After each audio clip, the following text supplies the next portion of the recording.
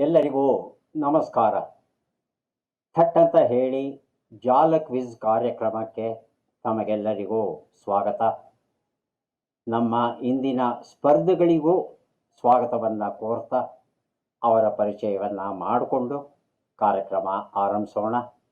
ನಮ್ಮ ಮೊದಲ ಸ್ಪರ್ಧಿ. ಎಲ್ರಿಗೂ ನಮಸ್ಕಾರ. ನನ್ನ ಹೆಸರು ಪೃಥ್ವಿಶ್ರೀ. ನಾನು ಮೂಲತಃ ಉಡುಪಿ ಜಿಲ್ಲೆಯ ಸಾಸನದವಳು. ನಾನು ವೃತ್ತಿಯಲ್ಲಿ ಸಾಫ್ಟ್ವೇರ್ ಇಂಜಿನಿಯರ್ ಆಗಿ ಕೆಲಸ ಮಾಡ್ತಾ ಇದ್ದೇನೆ. ನನ್ನ ಹವ್ಯಾಸಗಳು ಚಿತ್ರಕಲೆ, ಸಂಗೀತವನ್ನು ಹಾಡುವುದು ಮತ್ತು ಕೇಳುವುದು ಹಾಗೂ ಕಾದಂಬರಿಗಳನ್ನು ಓದು. ನಮಸ್ಕಾರ. ಬಹಳ ಸಂತೋಷ ಪೃಥ್ವಿಶ್ರೀ ಅವರೇ. ಕಾರ್ಯಕ್ರಮಕ್ಕೆ ಸ್ವಾಗತವನ್ನು ಕೋರ್ತಾ ಇದ್ದೇವೆ. ತಮಗೆ ಮುಂದಿನ ಸ್ಪರ್ಧಿ. ಎಲ್ಲರಿಗೂ ನಮಸ್ಕಾರ. ನನ್ನ ಹೆಸರು ಚಂದ್ರಶೇಖರ ಆಚಾರ್ಯ. ನಾನು ಬೆಂಗಳೂರಿನಿಂದ ಮಾತಾಡ್ತಾ ಇದ್ದೇನೆ. ನಾನು ಖಾಸಗಿ ಕಂಪನಿಯಲ್ಲಿ ಲೆಕ್ಕ ಪರಿಶೋಧಕನಾಗಿ ಕೆಲಸ ಮಾಡ್ತಾ ಇದ್ದೇನೆ. ನನ್ನ ಹವ್ಯಾಸಗಳು ದಿನಪತ್ರಿಕೆ ಓದುವುದು ಮತ್ತು ಕನ್ನಡ ಕಥೆ ಕಾದಂಬರಿಗಳನ್ನು ಓದುವುದು. ಚಂದ್ರಶೇಖರ ಆಚಾರ್ಯ ಅವರಿಗೆ ಸ್ವಾಗತವನ್ನು ಕೋರ್ತಾ ಇದ್ದೇವೆ. ನಮ್ಮ ಮೂರನೆಯ ಸ್ಪರ್ಧಿ. ಎಲ್ಲರಿಗೂ ನಮಸ್ಕಾರ. ನನ್ನ ಹೆಸರು ಕಿರಣ್ MS, ಬೆಂಗಳೂರಿನಿಂದ. ನಾನು ಖಾಸಗಿ ಕಂಪನಿಯಲ್ಲಿ ಕೆಲಸ ಮಾಡುತ್ತಿದ್ದೇನೆ. ನನ್ನ ಹವ್ಯಾಸಗಳು ಓದುವುದು, ಬರೆಯುವುದು, ಸಂಗೀತ ಕೇಳುವುದು ಹಾಗೂ ಕ್ರಿಕೆಟ್ ನೋಡುವುದು. ಕಿರಣ್ ಅವರಿಗೆ ಸ್ವಾಗತವನ್ನು ಕೋರ್ತಾ ಇದ್ದೇವೆ. ಮೂವರು ಸಿದ್ಧವಾಗಿದ್ದರೆ ಕಾರ್ಯಕ್ರಮ ಆರಂಭಿಸೋಣ. ಮೊದಲಿಗೆ ನಿಯಮಗಳನ್ನು ಒಮ್ಮೆ ನೋಡಿಬಿಡೋಣ. ಒಟ್ಟು 12 ಪ್ರಶ್ನೆಗಳು. ಪ್ರತಿ ಸರಿ ಉತ್ತರಕ್ಕೆ ಒಂದು ಪುಸ್ತಕ ಬಹುಮಾನ. ಆಯ್ಕೆಗಳು ಬರುವ ಮೊದಲೇ ಸರಿ ಉತ್ತರವನ್ನು ನೀಡಿದರೆ 2 ಪುಸ್ತಕಗಳು ಬಹುಮಾನ. ನಕಾರಾತ್ಮಕ ತಂತ್ರಗಳಿಗೆ ಅವಕಾಶವಿಲ್ಲ. ಇಂದಿನ ಕಾರ್ಯಕ್ರಮದಲ್ಲಿ ನಾವು ನೀಡುವ ಎಲ್ಲ ಪುಸ್ತಕಗಳನ್ನು ನಮಗೆ ಕೊಟ್ಟಿದ್ದಾರೆ ರಾಷ್ಟ್ರೋತ್ಥಾನ ಸಾಹಿತ್ಯದವರು. ಅವರಿಗೆ ಕೃತಜ್ಞತೆಗಳನ್ನು ಸೂಚಿಸುತ್ತಾ ಕಾರ್ಯಕ್ರಮದ ಮೊದಲ ಪುಸ್ತಕ, ಮೊದಲ ಪ್ರಶ್ನೆಯನ್ನು ಈಗ ನೋಡೋಣ. ಮಂಕುತಿಮ್ಮನ ಕಗ್ಗ, DVG ಬರೆದಂಥ ಸೊಗಸಾದ ಕೃತಿ. ಈ ಪ್ರಶ್ನೆ ಬಂದಿದೆ ಪೃಥ್ವಿಶ್ರೀ ಅವರಿಗೆ. ಪ್ರಶ್ನೆಯನ್ನು ಈಗ ನೋಡೋಣ. ಬೆಂಗಳೂರಿನ ಸದಾಶಿವನಗರವನ್ನು ಕಾರ್ನಾಡ್ ಸದಾಶಿವರಾವ್ ಅವರ ಹೆಸರಿನಲ್ಲಿ ನಿರ್ಮಿಸಿದವರು. ಇವರು ಯಾವ ಕ್ಷೇತ್ರದಲ್ಲಿ ಪ್ರಸಿದ್ಧರು? ಆಯ್ಕೆಗಳನ್ನು ನೋಡೋಣ.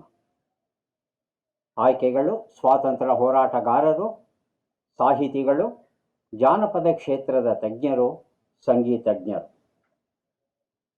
ಯಾವುದಿರಬಹುದು ಪೃಥ್ವಿಶ್ರೀ? ಸ್ವಾತಂತ್ರ್ಯ ಹೋರಾಟಗಾರರು.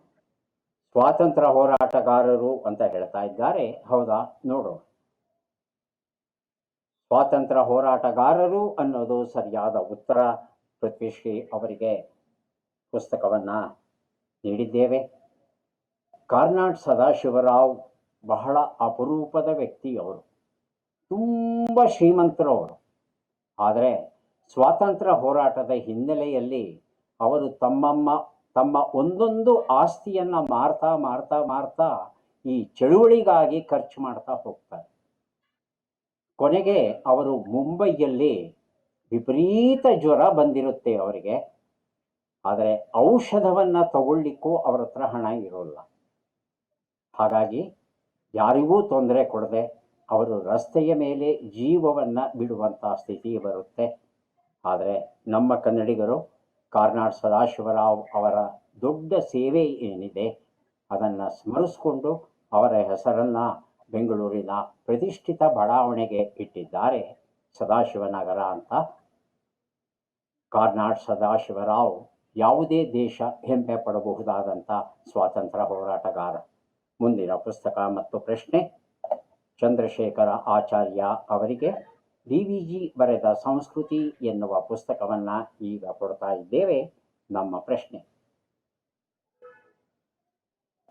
ಬೆಂಗಳೂರಿನ ಚೆಸ್ ಬಾಕ್ಸ್ ಕಾಲನಿ ಈಗ ಯಾವ ಹೆಸರಿನಿಂದ ಪ್ರಸಿದ್ಧವಾಗಿದೆ?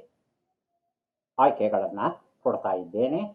ಆಯ್ಕೆಗಳು: ಸದಾಶಿವ ನಗರ, ಚಾಮರಾಜಪೇಟೆ, ವೈಟ್ ಫೀಲ್ಡ್, ಬಸವನಗುಡಿ. ಆಯ್ಕೆ 2 ಚಾಮರಾಜಪೇಟೆ. ಚಾಮರಾಜಪೇಟೆ. ಹೌದಾ? ನೋಡೋಣ. ಚಾಮರಾಜಪೇಟೆ ಉತ್ತರ ಸರಿಯಾಗಿದೆ. ಚಾಮರಾಜಪೇಟೆ ಬಡಾವಣೆಯನ್ನು 1892ರಲ್ಲಿ ರೂಪಿಸ್ತಾರೆ. ಈ ಬಡಾವಣೆಯಲ್ಲಿ ರೂಪುಗೊಂಡ ಪ್ರತಿಯೊಂದು ಸೈಟಿನ ಉದ್ದಗಲ ಎಷ್ಟಪ್ಪ ಅಂದರೆ 108 ಅಡಿ. 108 ಅಡಿಗಳ ಚಚ್ಚೌಕದ ಈ ಸೈಟುಗಳನ್ನು ಸ್ವಲ್ಪ ಮೇಲಿಂದ ನೋಡೋಕ್ಕೆ ಸಾಧ್ಯವಾಗಿದ್ದರೆ ಅದು ಈ ಚೆಸ್ ಆಟದಲ್ಲಿ ನಾವು ಚೆಸ್ ಬೋರ್ಡ್ ಬಳಸ್ತೇವಲ್ಲ, ಆ ಚೆಸ್ ಬೋರ್ಡಲ್ಲಿ ಹೇಗೆ 64 ಮನೆಗಳು ಕಾಣುತ್ತವೆ ಹಾಗೆ ಕಾಣ್ತಾ ಇತ್ತಂತೆ ಈ ಚಾಮರಾಜಪೇಟೆಯ ಬಡಾವಣೆ ರೂಪುಗೊಳ್ಳುವಾಗ. ಹಾಗಾಗಿ ಇದು ಚೆಸ್ ಬಾಕ್ಸ್ ಕಾಲನಿ ಅನ್ನೋ ಹೆಸರಲ್ಲಿ ಬಹಳ ಪ್ರಸಿದ್ಧವಾಗಿತ್ತು. ಈಗ ಚಾಮರಾಜಪೇಟೆ ಅಂತ ನಾವು ಕರಿತಾ ಇದ್ದೇವೆ. ಮುಂದಿನ ಪುಸ್ತಕ ಮತ್ತು ಪ್ರಶ್ನೆಯನ್ನು ನೋಡೋಣ. ಕಿರಣ್ ಅವರಿಗೆ ಪ್ರಶ್ನೆ. ಮೈಸೂರು ಸಂಸ್ಥಾನದ ವೃತ್ತಪತ್ರಿಕಾ ಇತಿಹಾಸ ಎನ್ನುವ ಪುಸ್ತಕ ತಿರುಮಲೆ ತಾತಾಚಾರ್ಯ ಶರ್ಮ ಇದನ್ನು ಬರೆದಿದ್ದಾರೆ. ನಾವು ಕೇಳುವ ಪ್ರಶ್ನೆ ಈಗ ಬಂತು. ಪ್ರಶ್ನೆಯನ್ನು ನೋಡೋಣ.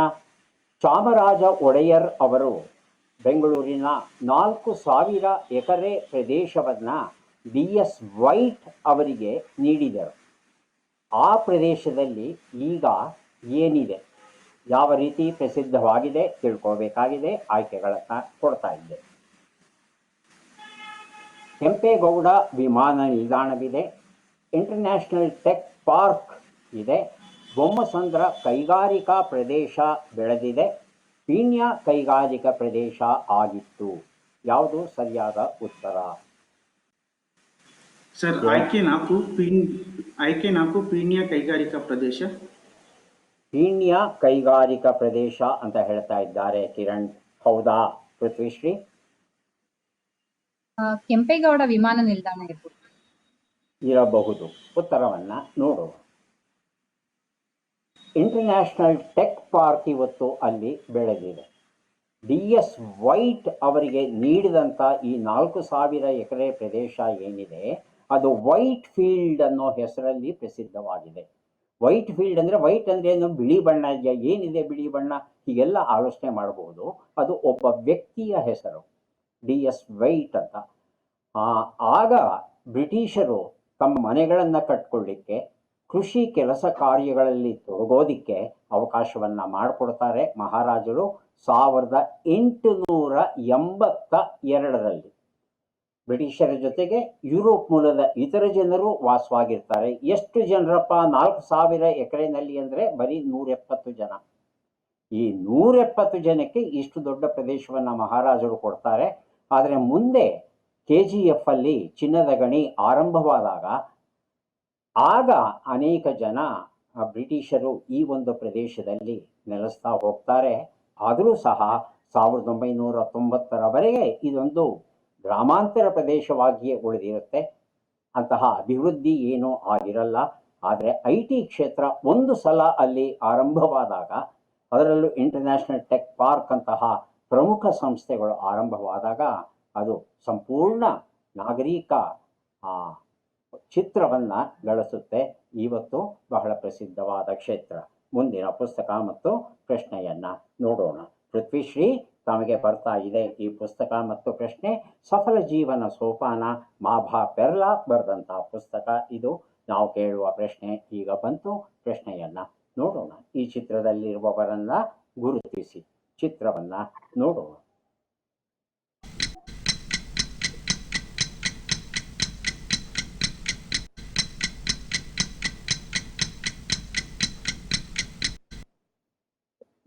ಆಯ್ಕೆಗಳನ್ನು ನೋಡೋಣ. ಆಯ್ಕೆಗಳು: TV Venkatachala Shastri, S Srikantha Shastri, HV Venkatasubbaiah, G Venkatasubbaiah.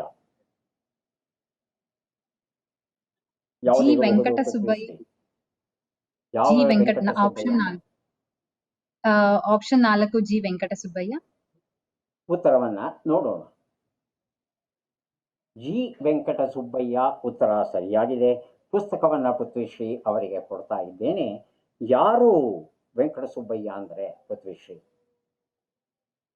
ಗೊತ್ತಿಲ್ಲ, ಗೆಸ್ ಮಾಡ್ಬೋದು. ಸಾಹಿತಿಗಳಿರ್ಬೋದು ಅಂತ. ಸಾಹಿತಿಗಳು ಇರಬಹುದು ಅಲ್ಲ, ಇವರು ಸಾಹಿತಿಗಳೇನೆ. ನಿಘಂಟು ತಜ್ಞರು ಇವರು. ಶಬ್ದ ಬ್ರಹ್ಮ ಅಂತ ಕರೀಬಹುದು ಇವರನ್ನ. G ವೆಂಕಟಸುಬ್ಬಯ್ಯ ಶತಾಯುಷಿಗಳು. ಇವತ್ತಿಗೂ ಸಹ ನಮ್ಮ ಜೊತೆ ಇದ್ದಾರೆ ವೆಂಕಟಸುಬ್ಬಯ್ಯ ಅವರು. ಆ ಈ ವಯಸ್ಸಲ್ಲೂ ಅವರ ಚಟುವಟಿಕೆಯನ್ನು ನೋಡಿದ್ರೆ ನಾವೇ ನಾಚ್ಕೋಬೇಕು. ಅಷ್ಟು ಪ್ರಬುದ್ಧರು, ಶತಾಯುಷಿಗಳು ಆಗಿದ್ದರೂ ಸಹ ಅವರ ಮನಸ್ಸು, ಮಿದುಳು, ವಿಚಾರ ಎಲ್ಲವೂ ನಿಚ್ಚಳವಾಗಿದೆ, ಸ್ಪಷ್ಟವಾಗಿದೆ, ನಿಖರವಾಗಿದೆ. ಅವರನ್ನು ನೋಡೋ ಭಾಗ್ಯ ನಮಗಿದೆಯಲ್ಲ ಅನ್ನೋದೇ ನಾವೆಲ್ಲ ಖುಷಿ ಪಡಬಹುದಾದಂಥ ವಿಚಾರ. ಮುಂದಿನ ಪುಸ್ತಕ ಮತ್ತು ಪ್ರಶ್ನೆ ಚಂದ್ರಶೇಖರ್ ಅವರಿಗೆ ಬರ್ತಾ ಇದೆ. ಭಾರತೀಯ ಸ್ವಾತಂತ್ರ್ಯದ ಇತಿಹಾಸ ಎನ್ನುವ ಪುಸ್ತಕ ಪ್ರಹ್ಲಾದ ವೆಂ ಕೂಗೇರಿ ಬರೆದಂಥದ್ದು. ನಮ್ಮ ಪ್ರಶ್ನೆ ಈಗ ಬಂತು. ಪ್ರಶ್ನೆಯನ್ನ ನೋಡೋಣ. ಈ ಚಿತ್ರದಲ್ಲಿರುವವರನ್ನ ಗುರುತಿಸಿ. ಚಿತ್ರವನ್ನ ನೋಡೋಣ.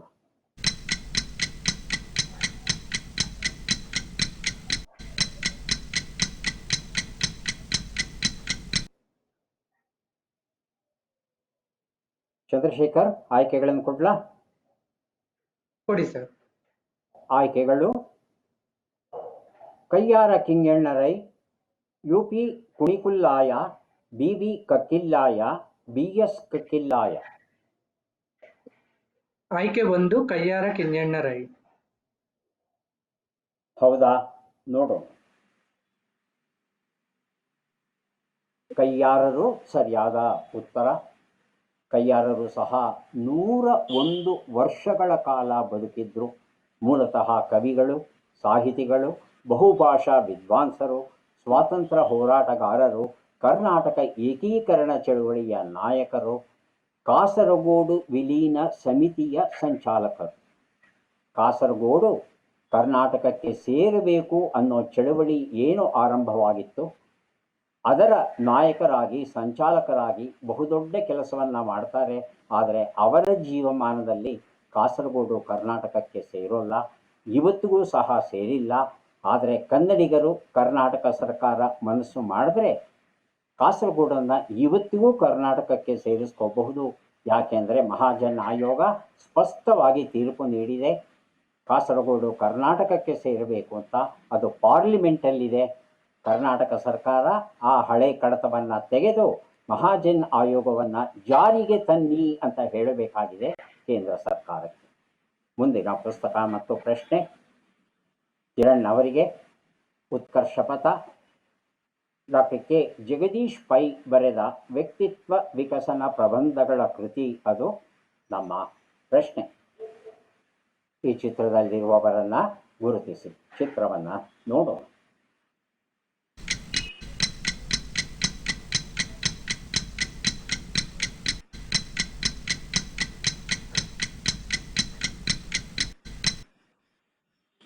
ಆಯ್ಕೆಗಳನ್ನು ನೋಡೋಣ. ಆಯ್ಕೆಗಳು: ಗಿರಡ್ಡಿ ಗೋವಿಂದರಾಜ, ಚೆನ್ನಣ್ಣ ಓಲೇಕಾರ, ಚಂದ್ರಶೇಖರ ಪಾಟೀಲ್, ಸಿದ್ಧಲಿಂಗ ಪಟ್ಟಣ ಶೆಟ್ಟಿ. ಸರ್, ಆಯ್ಕೆ 3 ಚಂದ್ರಶೇಖರ ಪಾಟೀಲ.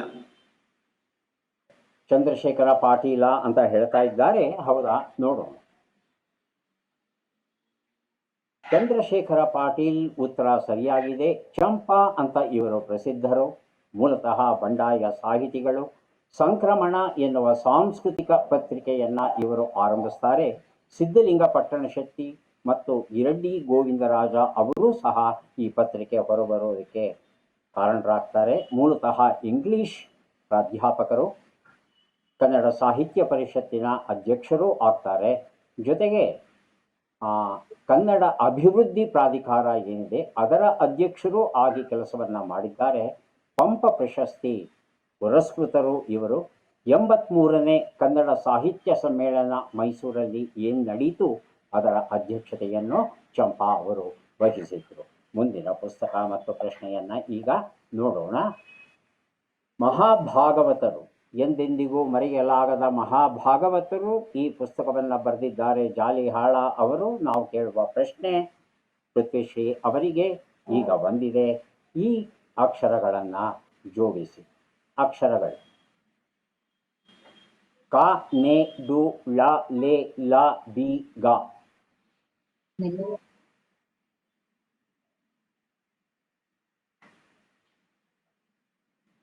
ಪೃಥ್ವಿಶ್ರೀ. ಬೀಡು, ನೆಲಗಳ ಬೀಡು, ಕಲೆ ನೆಲಗಳ ಬೀಡು. ಕಲೆ ನೆಲಗಳ ಬೀಡು. ನೆಲಗಳ ಅಂದ್ರೇನು? ಒಂದೇ ನೆಲ ಅಲ್ವಾ ಇರೋದು? ಚೂರು ಬದಲಾವಣೆ ಮಾಡಿ. ಉತ್ತರ ಸರಿ ಇದೆ ಅಂತ ಅನಿಸ್ತಾ ಇದೆ. ಬೀಡುಗಳ ನೆಲೆ. ಕಲೆ ಬೀಡು. ಕಲೆ ನೆಲಗಳ ಬೀಡು. ಚಂದ್ರಶೇಖರ ಆಚಾರ್ಯ ಅವರನ್ನ ಕೇಳ.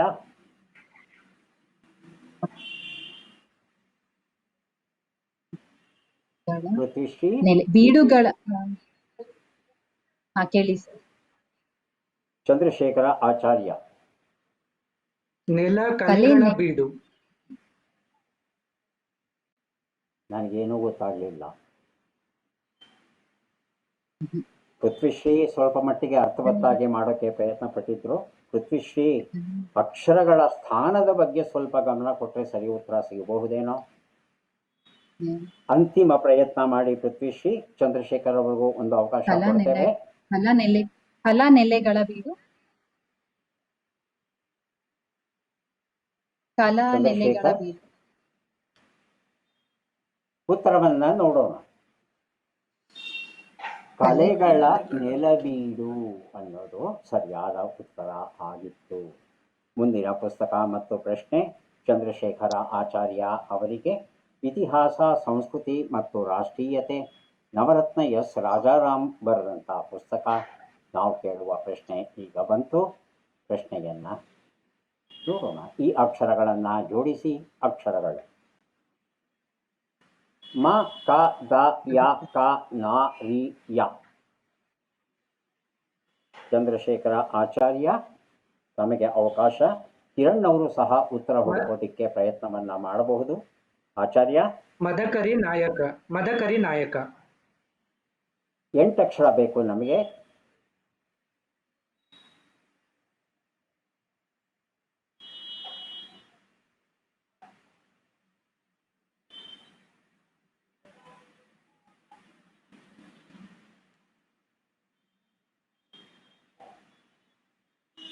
ಮದಕರಿಯ ನಾಯಕ. ಉತ್ತರವನ್ನ ನೋಡೋಣ. ಮದಕರಿಯ ನಾಯಕ, ಮದಕರಿ ನಾಯಕ, ಮದಕರಿಯ ನಾಯಕ.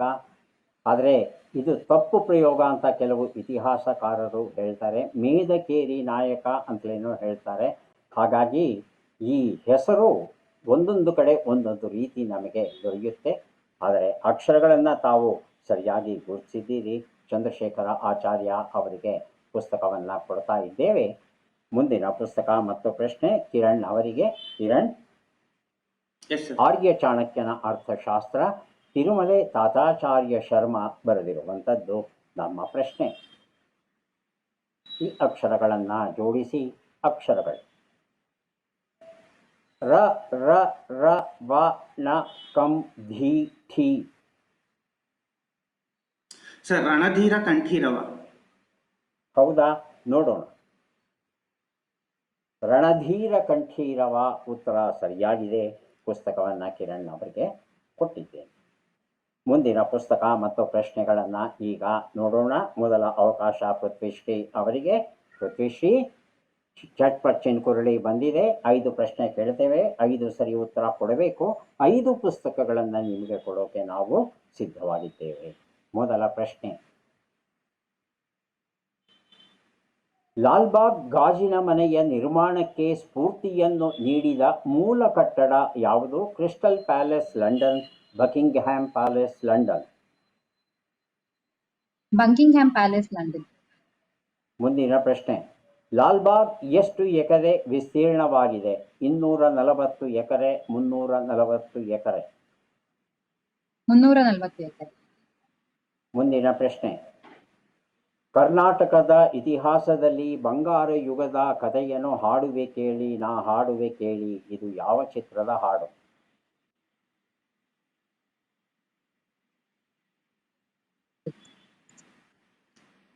ಪೃಥ್ವಿಶ್ರೀ, ಮುಂದಿನ ಪ್ರಶ್ನೆಗೆ ಹೋಗ್ಬೋದಾ? ಈ ಗಾದೆಯನ್ನ ಪೂರ್ಣಗೊಳಿಸಿ. ಇಬ್ಬರ ಜಗಳ, 3ನೇವನಿಗೆ ಲಾಭ. ಮುಂದಿನ ಪ್ರಶ್ನೆ, ಈ ಒಗಟನ್ನು ಬಿಡಿಸಿ. ಒಂದು ಕೊಳದೊಳಗೆ ಒಂದು ಬೇರಿರುವ ಒಂದು ಮರ ಹುಟ್ಟಿ ಒಂದೇ ಹೂವನ್ನು ಬಿಟ್ಟಿತು. ಯಾಕೆ ಅಂತ ಗೊತ್ತಾಗ್ತಾ ಇಲ್ಲ. ತಾವರೆ. ತಾವರೆ. ಉತ್ತರಗಳನ್ನು ನೋಡ್ತಾ ಹೋಗೋಣ. ಒಂದು ಉತ್ತರ ಕ್ರಿಸ್ಟಲ್ ಪ್ಯಾಲೇಸ್ ಲಂಡನ್ ಅನ್ನೋದು ಸರಿಯಾದ ಉತ್ತರ. ತಾವು ಉತ್ತರ ಕೊಟ್ಟಿಲ್ಲ. 2 ಉತ್ತರ 240 ಎಕರೆ. ತಾವು ಉತ್ತರವನ್ನು ಕೊಟ್ಟಿಲ್ಲ. 3 ಉತ್ತರ ಕೃಷ್ಣ ರುಕ್ಮಿಣಿ ಆಗಿತ್ತು. ತಾವು ಉತ್ತರ ಕೊಟ್ಟಿಲ್ಲ. 4 ಉತ್ತರ 3ಯವನಿಗೆ ಲಾಭ. ಉತ್ತರ ಕೊಟ್ಟಿದ್ದೀರಿ. 5ನೇ ಪ್ರಶ್ನೆ ದೀಪ ಸರಿಯಾದ ಉತ್ತರ ಆಗಿತ್ತು. 5 ಪ್ರಶ್ನೆಗಳಲ್ಲಿ 1 ಪ್ರಶ್ನೆಗೆ ಸರಿ ಉತ್ತರ ಕೊಟ್ಟಿದ್ದೀರಿ. 1 ಪುಸ್ತಕವನ್ನು ತಮಗೆ ಕೊಡ್ತಾ ಇದ್ದೇವೆ. ಈಗ ಅವಕಾಶ ಚಂದ್ರಶೇಖರ ಆಚಾರ್ಯ ಅವರಿಗೆ. ತಾವು ಸಿದ್ಧವಾಗಿದ್ದರೆ ಮೊದಲ ಪ್ರಶ್ನೆಯನ್ನು ಶುರು ಮಾಡೋಣ. ಮೈಸೂರು ಮಲ್ಲಿಗೆ, ಶಿಲಾಲತೆ, ತೆರೆದ ಬಾಗಿಲು ಇವನ್ನ ಯಾರು ಬರೆದರು? KS ನರಸಿಂಹಸ್ವಾಮಿ, ಪುತಿ ನರಸಿಂಹಾಚಾರ್. KS ನರಸಿಂಹಸ್ವಾಮಿ. ಮುಂದಿನ ಪ್ರಶ್ನೆ ಕರ್ನಾಟಕವನ್ನು ಬಯಲು ಸೀಮೆ, ಮಲೆನಾಡು ಸೀಮೆ ಹಾಗೂ ಇನ್ಯಾವ ಹೆಸರಿನಿಂದ ವಿಂಗಡಿಸಬಹುದು? ಕರಾವಳಿ ಸೀಮೆ, ಪಶ್ಚಿಮ ಘಟ್ಟಗಳ ಸೀಮೆ. ಕರಾವಳಿ ಸೀಮೆ. ಮುಂದಿನ ಪ್ರಶ್ನೆ ಕರುನಾಡ ತಾಯಿ ಸದಾ ಚಿನ್ಮಯಿ ಇದು ಯಾವ ಚಿತ್ರದ ಹಾಡು? ಪಾಸ್. ಮುಂದಿನ ಪ್ರಶ್ನೆ ಕುಕ್ಕೆ ಸುಬ್ರಹ್ಮಣ್ಯ ದೇವಸ್ಥಾನವು ಯಾವ ಜಿಲ್ಲೆಯಲ್ಲಿದೆ? ಉತ್ತರ ಕನ್ನಡ ಜಿಲ್ಲೆ, ದಕ್ಷಿಣ ಕನ್ನಡ ಜಿಲ್ಲೆ.